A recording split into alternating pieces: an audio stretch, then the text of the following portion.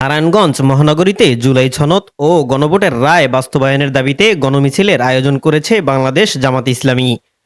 আজ শনিবার বিকেল ৫টা ১৫ মিনিটে চাষারার মিশনপাড়া, বাগে জান্নাত, জামে মসজিদ সংলগ্ন সড়ক থেকে শুরু করে নারায়ণগঞ্জের বিভিন্ন সড়ক প্রদক্ষিণ করে এবং ডিএইটি চত্বরে গিয়ে নারায়ণগঞ্জ মহানগরীর আমির আব্দুল জব্বার এর সমাপনী বক্তব্যের মাধ্যমে অনুষ্ঠান কর্মসূচির সমাপ্ত ঘটে।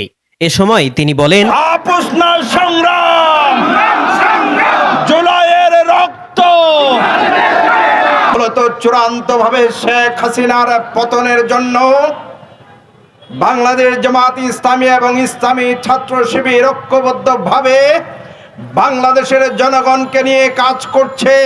তারা উপায় অন্তর না দেখে সেদিন জামাত ইসলামী এবং ইসলামী ছাত্র শিবিরকে রাষ্ট্রীয়ভাবে সংবিধানের কাঁধে বন্দুক রেখে সেই দিন নিষিদ্ধ করেছিল। তারা মনে করেছিল একটি আদর্শিক আন্দোলনকে আইন করে জেলে জুলুম চালিয়ে হত্যা করে গুম করে নিঃশেষ করে দেবে।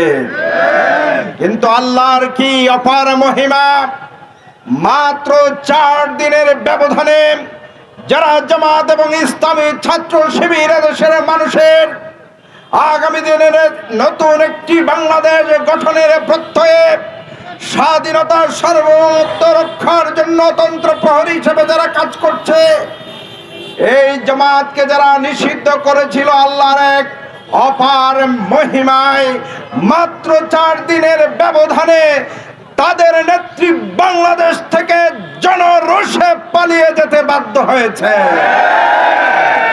সুতরাং এটির মধ্য দিয়ে প্রমাণিত হয় জেলে জুলুমে নির্যাতন করে কোন সত্যপন্থী দলকে পৃথিবীর বুক থেকে, কোন দেশ থেকে, কোন ভূখণ্ড থেকে নিশ্চিহ্ন করা যায় না। প্রিয় ভাইরা আমার, আমাদের সেই 17 বছরের যে আন্দোলন ছিল, শুধু জামাত ইসলামী নয়, বিএনপি সহ বাংলাদেশের মুক্তিকামী সকল মানুষের এই প্রত্যাশা ছিল শেখ হাসিনা নামক যে জগদ্দল পাথর বাংলাদেশের মানুষের উপর জুলুম নির্যাতন চালিয়েছিল, এই জুলুম নির্যাতন থেকে বাঁচার জন্য আল্লাহর দরবারে ফরিয়াদ করেছিল। কারণ 17 বছরে আমাদের হাজারো লাখো কর্মীকে বিনা দোষে বছরের পর বছর জেল খাটতে হয়েছে। তাদের ব্যবসা বাণিজ্য নিঃশেষ হয়ে গিয়েছে, তারা পরিবারের সাথে সাক্ষাৎ করতে পারেনি। এমন এক সময়ে আল্লাহর দরবারে এই মজলুমদের ফরিয়াদ কবুল হওয়ার কারণে ছাত্র জনতার ব্যানারে এদেশের মানুষ, মুক্তি পাগল মানুষ পঙ্গপালের মতো এমন ভাবে আন্দোলন গড়ে তুলেছিল, পরবর্তীতে সকল রাজনৈতিক দল সেই আন্দোলনে যুক্ত হয়েছিল। আমরা দেখলাম 12ই ফেব্রুয়ারির নির্বাচনের পরে আমরা নানা জায়গায় বৈষম্য হতে শুরু করেছে দেখলাম। গতকালকে বিএনপির মহাসচিব সাহেব বললেন যে আমরা কিন্তু কোনো পরিবর্তন করতে পারি নাই, ঘাটে ঘাটে দুর্নীতি কিন্তু এখনো রয়ে গিয়েছে।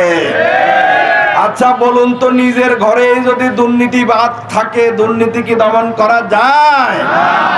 আমরা সুস্পষ্ট ভাবে আজকে বলতে চাই, প্রথমত জনগণের যে আকাঙ্ক্ষা, এই জুলুম হত্যাযজ্ঞের সাথে যারা জড়িত ছিল, নারায়ণগঞ্জের শামীম ওসমান সহ তার দোসর বাহিনী, যারা রাইফেলস ক্লাব সহ বিভিন্ন জায়গায় মানুষের উপর হত্যাযজ্ঞ চালাতো, মানুষকে বেঁধে রেখে মানুষের উপর নানা জুলুম নির্যাতন করে অর্থ আদায় করত, সেই খুনি ব্যক্তিদেরকে, ছাত্র হত্যার সাথে যারা জড়িত ছিল তাদেরকে অবিলম্বে আইনের আওতায় নিয়ে আসতে হবে।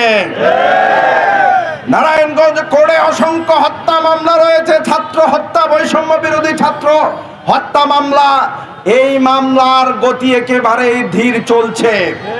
কোথাও কোথাও খবর পাচ্ছি সেই শহীদের মা অথবা বাবাকে তাদের ঘরে থাকতে দেয়া হচ্ছে না। সে আওয়ামী লীগের দোসররা নাকি কোন জায়গা থেকে এখনো ভয় দেখাচ্ছে। আমরা পুলিশ প্রশাসনের প্রতি এতহীন কণ্ঠে বলতে চাই, নতুন বাংলাদেশ পেয়েছেন, নতুন জীবন পেয়েছেন। আমরা নতুন একটি বৈষম্য মুক্ত লেজুর ভিত্তিহীন একটি প্রশাসন চেয়েছিলাম। সুতরাং কোন দলের কি নির্দেশ এটা বাদ দিয়ে সরকারের প্রকৃত যে নির্দেশনা, সংবিধানের যে নির্দেশনা, সেটাকে সামনে রেখে অনতিবিলম্বে ছাত্র হত্যার দায়ে যারা দোষী তাদেরকে চিহ্নিত করে বিচারের আওতায় নিয়ে আসতে হবে। জুলাই আকাঙ্ক্ষা ছিল বৈষম্য মুক্ত একটি নতুন বাংলাদেশের, কিন্তু সেই আকাঙ্ক্ষা কি বাস্তবায়ন হয়েছে? সেই আকাঙ্ক্ষা বাস্তবায়ন হয় না। এটার কারণ হচ্ছে এই সরকারের হাত এখন বাংলাদেশের মানুষের জনগণের সাথে নাই, ভিন্ন কোন দেশের সাথে তারা হাত মিলিয়েছে। নতুবা প্রধানমন্ত্রী তারেক রহমান যেখানে বলেছিলেন গণভোটের হ্যাঁ রায় আপনারা দিন, হ্যাঁ ভোটের রায় দিন, কিন্তু 12 তারিখের পরে নির্বাচনে জেতার পরে হ্যাঁ হঠাৎ করে না হয়ে গেল কেন আমরা জানতে চাই। বোঝা যাচ্ছে